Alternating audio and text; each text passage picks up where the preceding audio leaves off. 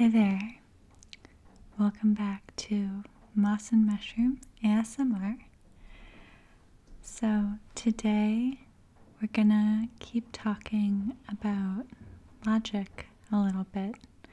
I did a video a few weeks ago explaining some basic logic arguments that a lot of people really seemed to enjoy. So today I thought we could keep talking about logic. It's one of my favorite things to talk about. But instead of doing logic problems on the board, I thought this would be a good opportunity to give you a little background on the history of logic and how it came to be.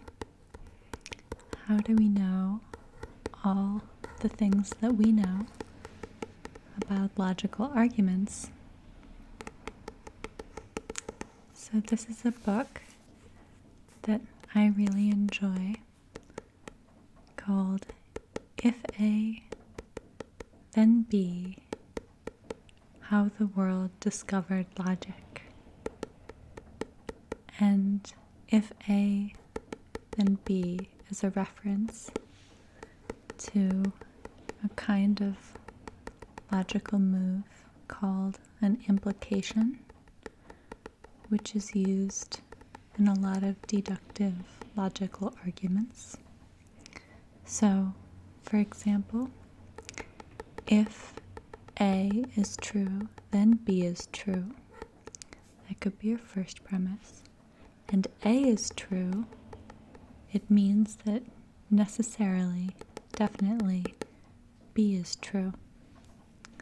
So, if we put that in the format of talking about real life things, we could say, if you're watching this video, then you have access to the internet.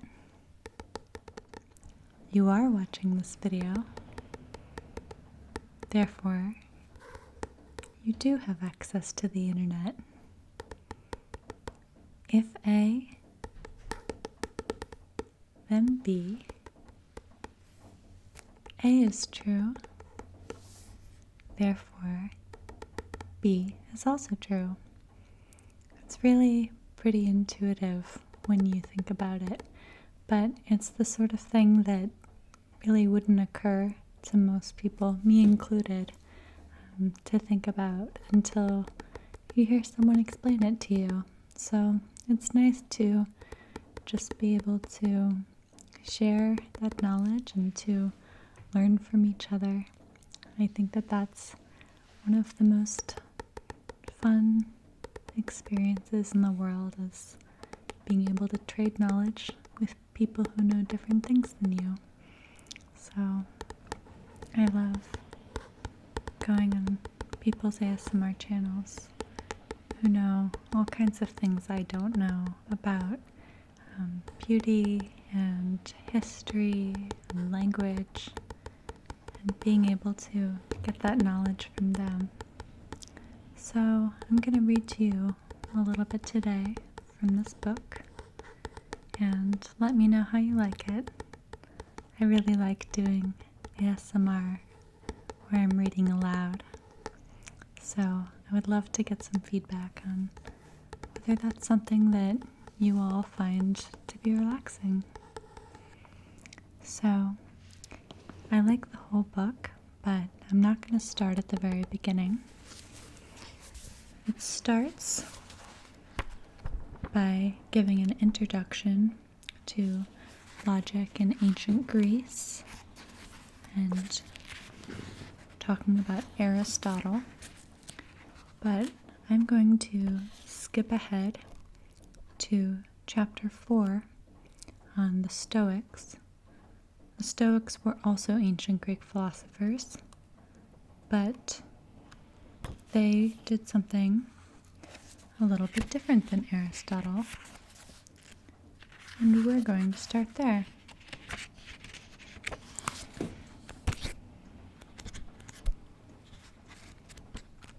If I can just find my page.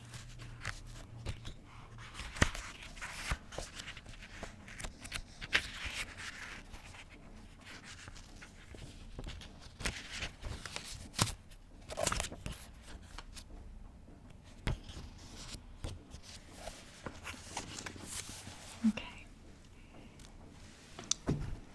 So, this is where I'm starting talking about the Stoics.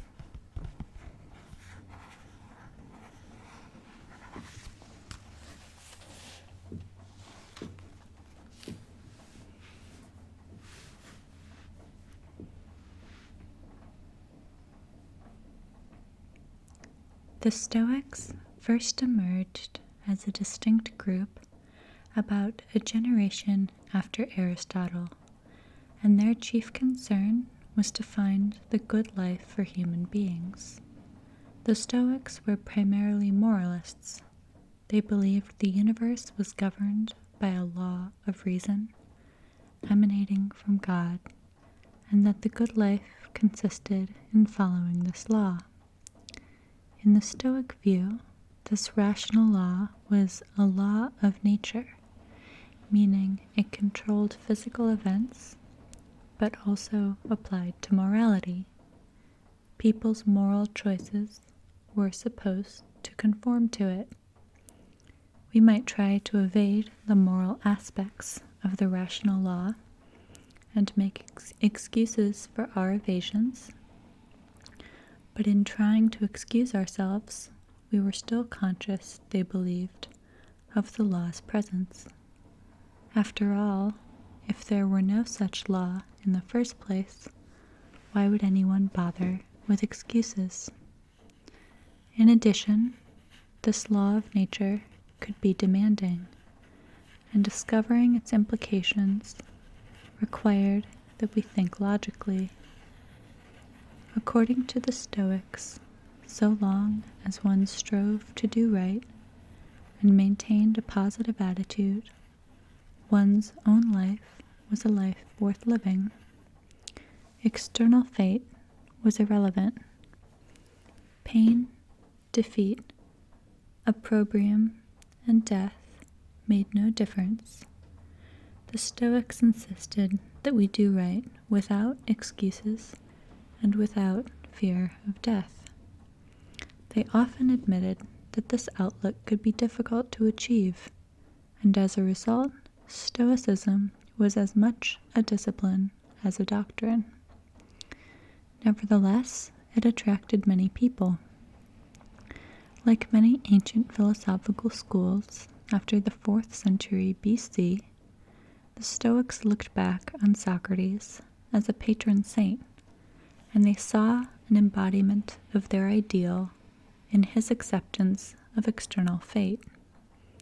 In fact, if we set logic aside for a moment and consider Stoicism as an approach to ethics and morality, Stoicism has probably existed in nearly all cultures and at all times, whether or not it has had a name, and one still sees many expressions of it today.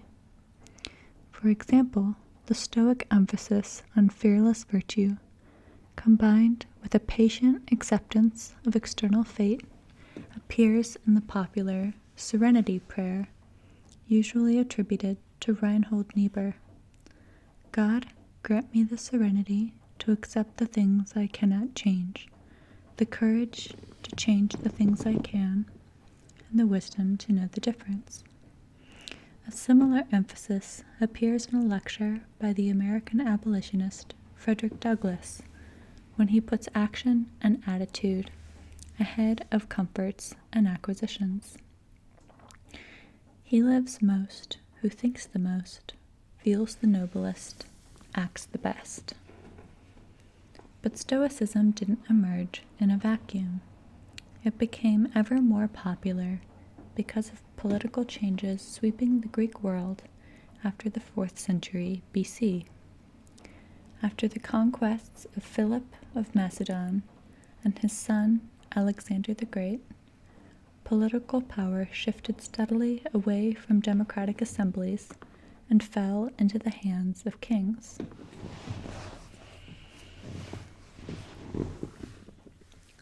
The subjugation of the old Greek democracies by these new Macedonian warlords put an end to the classical age of Greece and ushered in new styles of literature, the arts, and logic. A key factor was a change in the nature of war. Philip and his successors managed to outmaneuver and outclass the common citizen soldiers of the old city-states by confronting them with a new kind of army, paid professionals who used new weapons and tactics. This new army ultimately overthrew the older political systems of the Eastern Mediterranean, and the effect on the world of ideas was to place new demands on artists, writers, and intellectuals.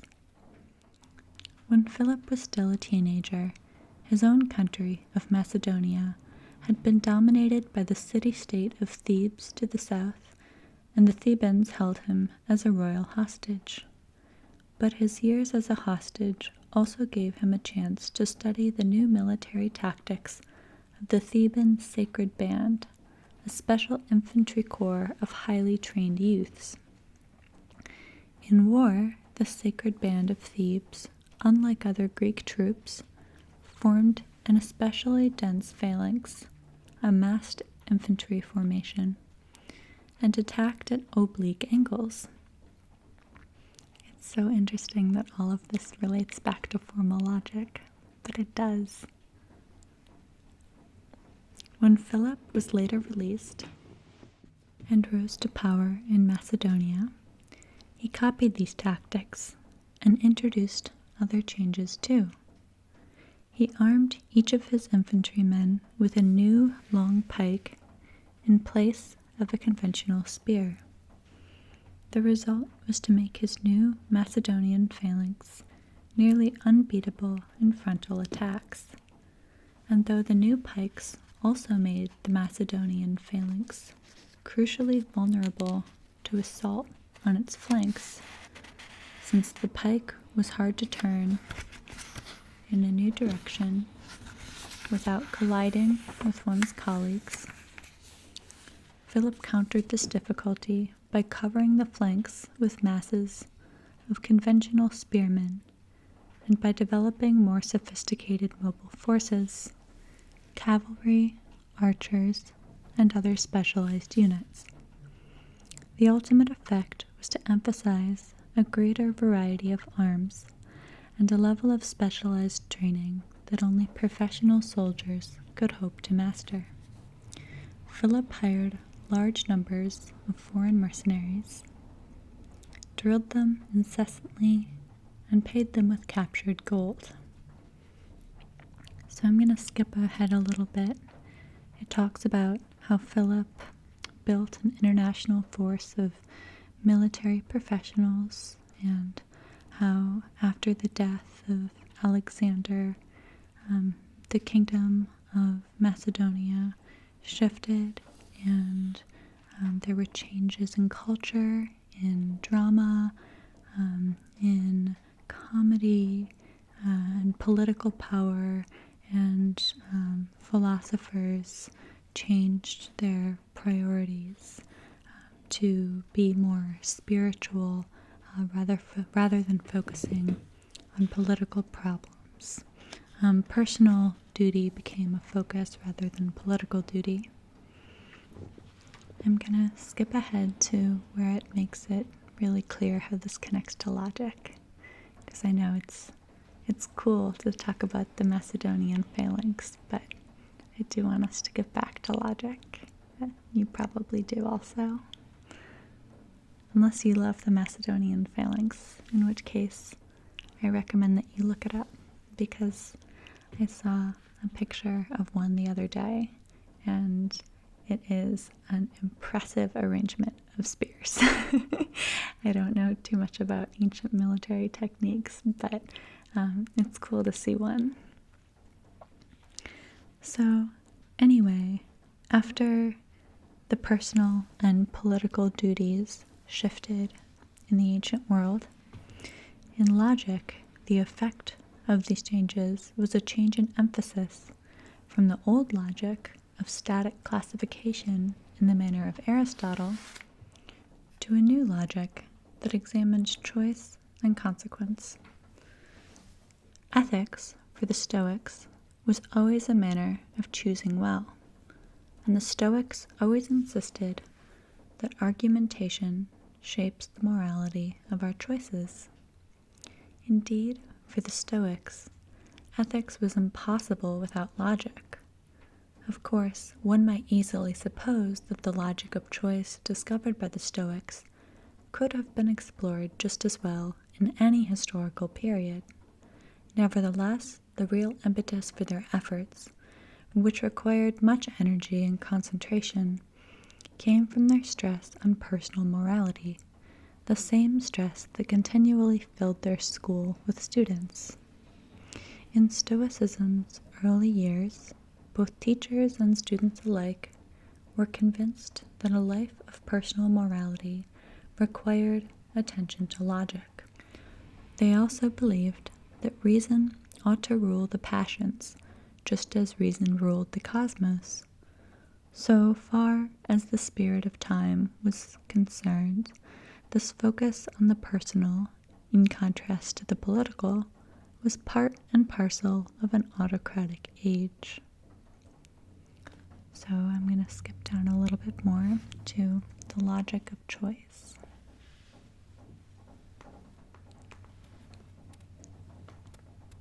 It's not going to let you see it. That's okay. You can just listen. So consider for a moment how our choices appear to us as a matter of logical form. For example, we often ask ourselves whether we ought to do one of two different things, A or B.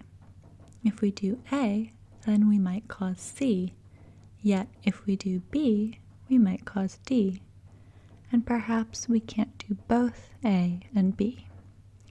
As a result, whereas for Aristotle, the key logical expressions were quantifying words like all and some, which we apply to classes, the key logical expressions for the Stoics were different. They were the connectives either or, if then, and not both. The result was a new group of logical relations. In fact, the Stoic connectives had always been common in ordinary reasoning. They just hadn't been systemically investigated. We see these connectives at work, for example, in the old Socratic dialogues of Plato. The Socrates of Plato's dialogues often asks how we ought to live, and his further analysis then turns out often to be an assessment of consequences. To avoid a damaging consequence, his reasoning suggests, we must sometimes choose a different way of life. The key notions of choice and consequence are thus central to Socrates' reasoning, and they even appear in the form of the dialogues. Socrates typically asks some fellow Athenian if he believes a thing, and when the Athenian says he does, Socrates often shows that the belief in question leads logically to something false or absurd, from which he then infers that the belief in question must also be false. When a belief is refuted by showing that it leads to a falsehood, the rhetorical technique is often called reductio ad absurdum, but the underlying connective is if, then. Where is it? If, then, if A, then B. The classical Greeks had a long tradition of arguing in this manner, beginning with the view of one's opponent and deriving an absurd consequence, thereby showing that the opponent's view must be false. The technique had probably long flourished in Greek law courts, where witnesses could be cross-examined, and it also played an early role in Greek mathematics. The Stoics seemed to have relied on the technique a great deal, and their great contribution was to investigate it as a matter of logical form. Of course, any argument can be conceived of as an if-then proposition if we think of it as a relation between its premises and its conclusion. If the premises are true, then the conclusion should also be true. But the if-then investigated by the Stoics was typically more specific. The Stoics were concerned, above all, with the moral demands of rational eternal law, and in examining the consequences of our actions by the light of this law.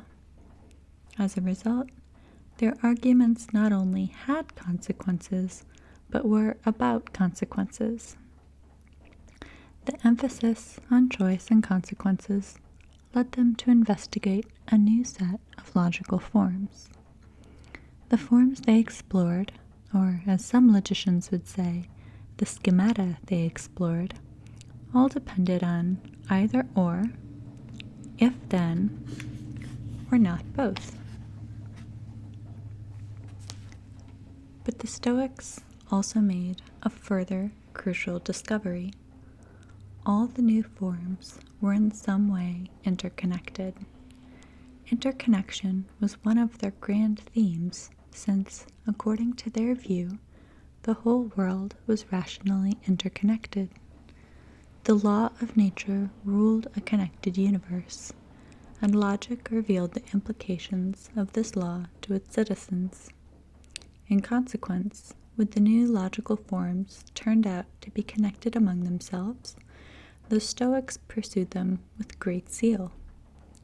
Stoicism first appeared as a philosophical school through the teachings of Zeno of Citium, a Cypriot merchant who had come to Athens in the late 300s BC and had taken up philosophy.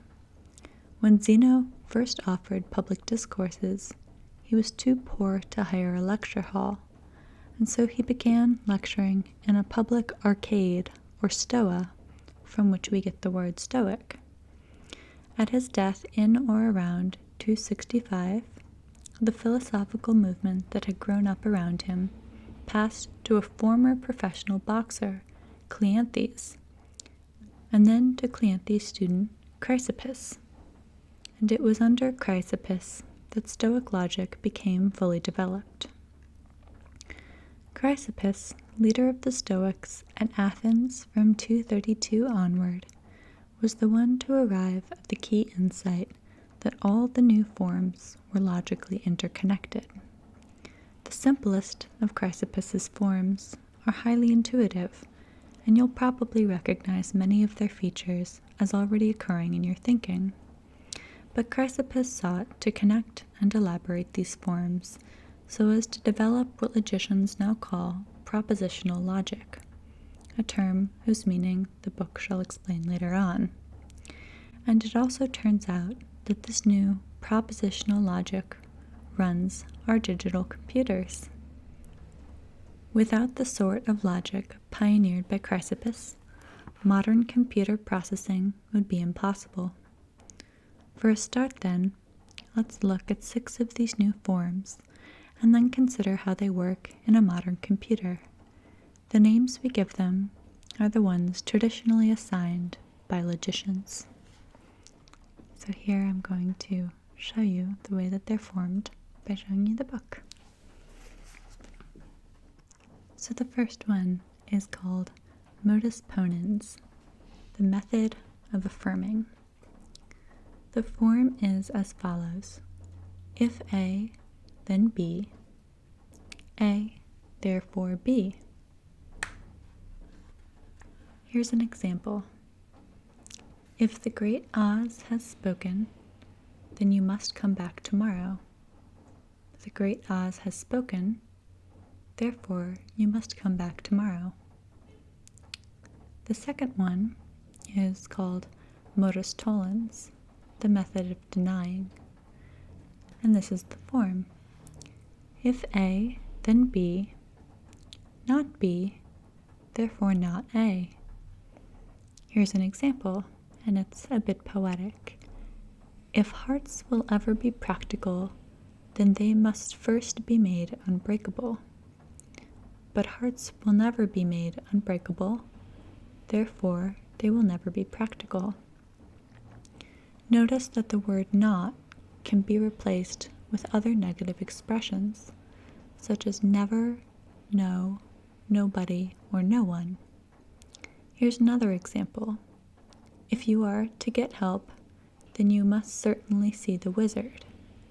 But no one sees the wizard, not nobody, not know how, therefore you are not to get help. Number 3, the hypothetical syllogism.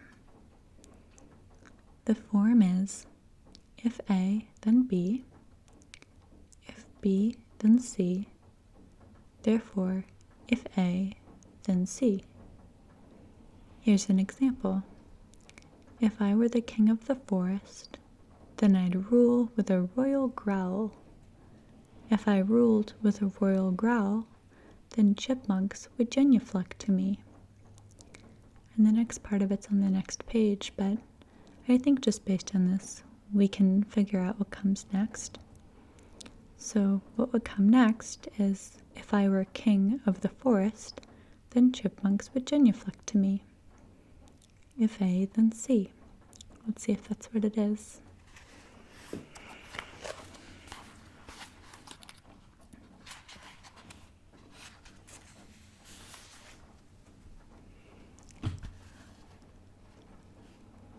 That is what it is, and it turns out it's from The Wizard of Oz also.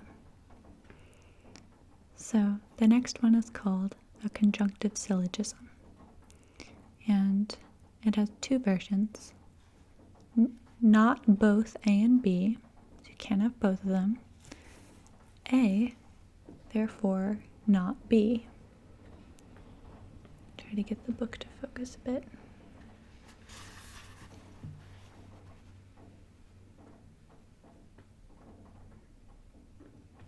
The second form is not both A and B, B, therefore not A. And an example is, you can't both have your cake and eat it too. You have your cake, so you can't eat it too. Sounds a little familiar. And there's a couple more here called the dilemma and the disjunctive syllogism, but I think maybe we should save those for another day. Those are the ones that work with an either or a disjunction, which I think are really fun, but I think that we're going to stop for today, and we can come back to this book if I hear from you all that it's something that you like, and we can learn more about the history of logic. We can learn more about the different kinds of syllogisms and propositional logic arguments, which we only talked about for just a minute today. I wanted to focus a little bit more on the history, but there's plenty of time for us to come back to either of those or to both of those. I've got this book, and I've got actually quite a few books on logic. It's one of my favorite things. I also have a graphic novel called Logic Comics that explains various logical ideas through comics. And I don't know if you all like graphic novels, but if you do, it might be fun to do a little show and tell with that book at some point. So let me know what you think.